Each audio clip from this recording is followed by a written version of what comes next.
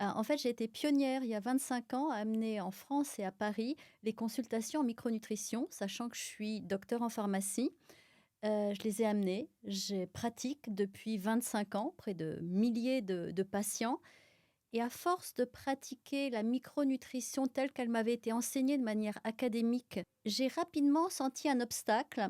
L'obstacle, c'était qu'on faisait des bilans, on testait la vitamine D, le fer, le magnésium, s'il en est, enfin certains paramètres, et qu'on n'avait pas toujours de carence, pas toujours de déficit biologique, mais qu'on avait, comme vous le disiez tout à l'heure, des fatigues chroniques, des brouillards mentales, des chutes hormonales, et où la micronutrition, si on ne l'observait que de manière académique, c'est-à-dire en supplémentant par rapport à des déficits, n'était pas opérationnelle.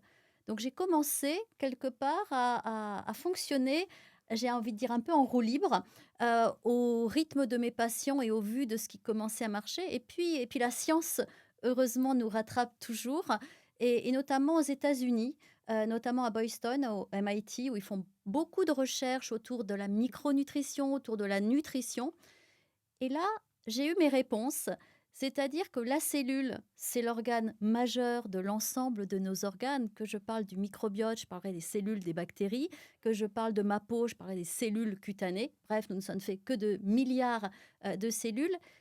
Et que cette cellule, et notamment on parlera de la mitochondrie tout à l'heure, va réagir à un ensemble de signaux, de stimulation nutritionnelle.